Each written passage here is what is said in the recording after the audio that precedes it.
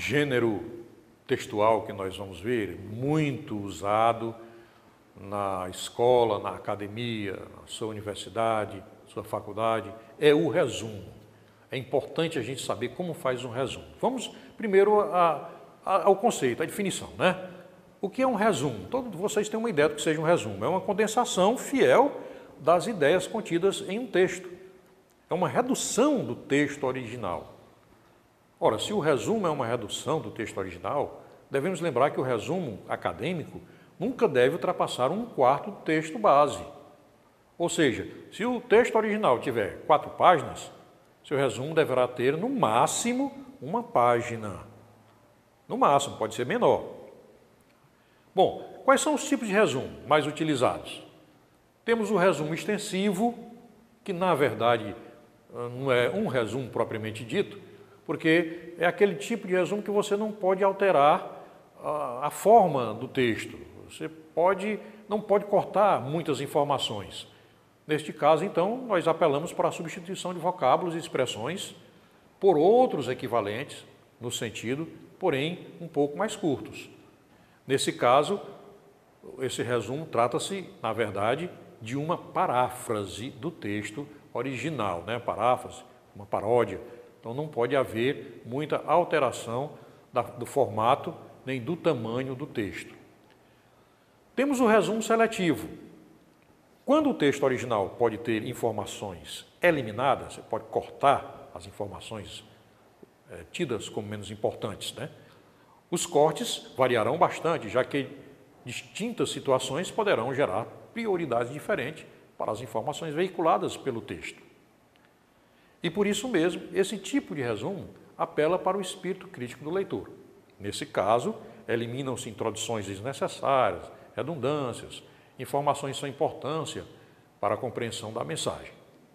O terceiro tipo é o resumo estético, quando o texto deve sofrer cortes para ter sua qualidade melhorada, com a eliminação de segmentos tidos como de mau gosto ou desnecessários, como redundâncias, circunlóquios, aquele tipo de brincadeira com as palavras, vocábulos sem significação precisa e outras coisas mais. Finalmente, nós temos o resumo acadêmico. O resumo acadêmico é aquele que se prende à finalidade do trabalho escolar, como as resenhas de livro, anotações de estudo, fichamento, etc. Muito bem, pessoal, vamos ver agora as características básicas de um resumo. Resumo é a apresentação sintética, já vimos, clara e precisa do pensamento do autor. A apresentação das ideias principais e das teses defendidas. Mas também lembrar que o resumo não é uma cópia dos tópicos, nem a exposição abreviada de todas as ideias do autor, bem como também não é a transcrição das palavras do autor. Não cabem no resumo comentários ou julgamentos a respeito do que está sendo resumido. Muito cuidado com isso.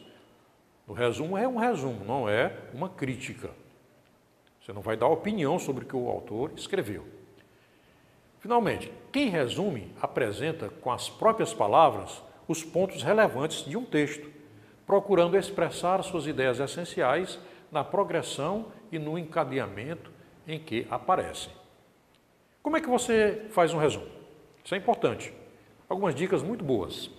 Primeiro, para elaborar um resumo, é necessário compreender antes todo o conteúdo do texto, lógico. Não é possível resumir um texto à medida que se faz a primeira leitura e a reprodução de frases do texto, em geral, indica que ele não foi compreendido. Lembre-se, evite colocar no seu resumo trechos do livro ou do artigo que você está resumindo. Faça uma leitura geral, exploratória, depois uma leitura mais atenta, analítica, tentando descobrir as ideias-chave e os pontos mais importantes. Finalmente, ao fazer um resumo, é importante não perder de vista 3 elementos. As partes essenciais do texto, você tem que descobrir qual é a essência. Segundo, a progressão em que elas se sucedem. E terceiro, a correlação entre cada uma dessas partes. Fazendo assim, com certeza você e irá produzir um excelente resumo. Tá? Vamos finalmente para o último tipo de gênero textual que vamos estudar nessa aula.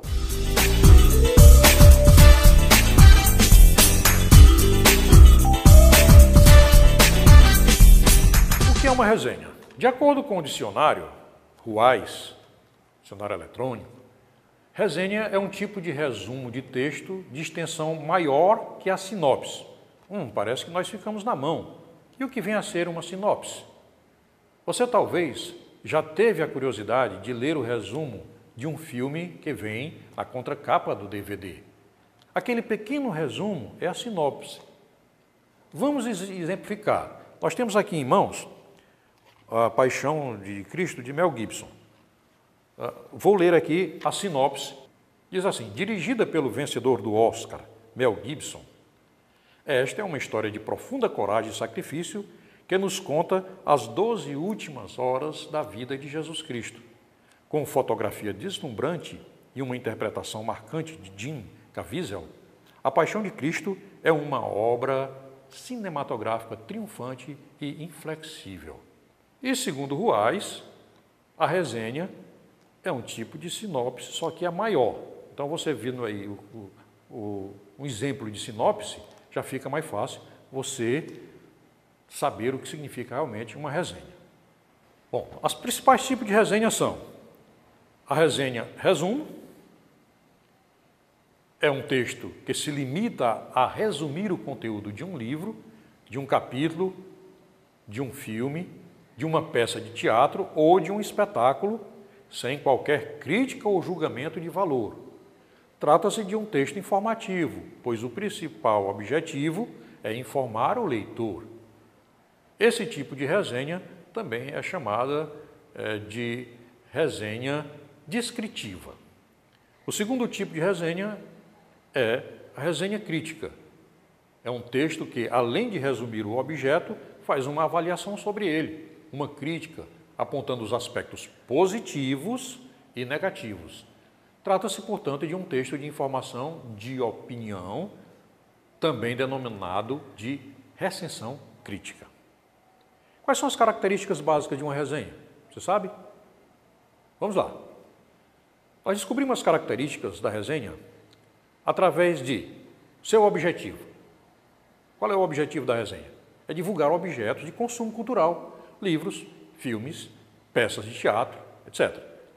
Por isso, a resenha é um texto de caráter efêmero, isto é, passageiro, envelhece rápido, muito mais do que outros textos de natureza opinativa. Outra forma de você descobrir característica da resenha é analisando o seu autor. Quem escreve a resenha é o resenhista. A resenha, por ser, em geral, um texto crítico, exige que o resenhista seja alguém com conhecimentos na área, uma vez que avalia a obra julgando-a criticamente.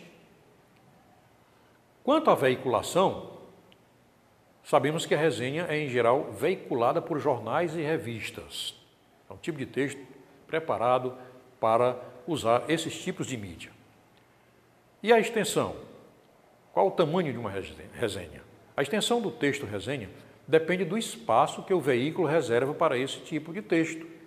Observe-se que, em geral, não se trata de um texto longo, um resumão, como normalmente se pede nos cursos universitários. Leia resenhas veiculadas por boas revistas e você terá uma compreensão melhor sobre o assunto. Na nossa página virtual, nós vamos colocar alguns modelos de resenha para você ter um contato melhor com esse tipo de texto. Como é que você pode fazer uma boa resenha? Primeiro, não existe um modelo padrão, mas podemos sugerir os seguintes passos para a produção de uma resenha.